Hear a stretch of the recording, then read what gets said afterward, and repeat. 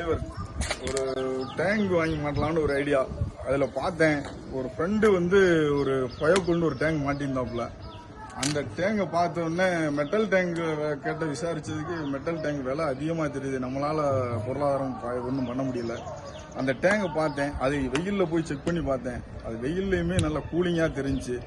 அது நான் plastic tank வாங்கி போட்டேன், அதில் வந்து கேன்சர் வருதுன்ட்டு நல்லா சொல்கிறாங்க. எல்லாருமே எங்கள் ஃபேமிலியே பாதிச்சிருக்கு. அதனால நான் அந்த டேங்கையும் பாருங்க எப்படி இருக்குன்னு பாருங்க உள்ள.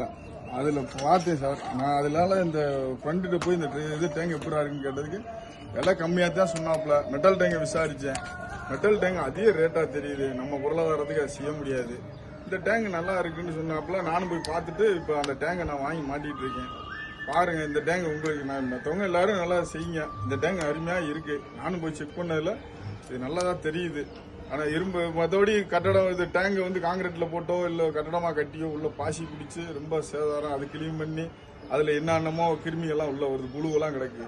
இந்த டேங்க் நல்லா தெரியுது, பாசி பிடிக்காது, எதுவுமே பண்ணாது. நல்லா பண்ணி பாருங்க. அதனால நான் வாங்கி மாட்டுறேன். அவங்களுக்கு நல்லா பண்ணி தர்றாங்க, கம்பெனியும் நல்லா பண்ணி தராங்க. அது பயோகூல்னு சொல்லி ஒரு கம்பெனி நல்லா பண்ணி தராங்க சார். அது பாருங்க, நீங்கள் வேணா உங்களுக்கு மாற்றுறாங்க மாட்டுங்க.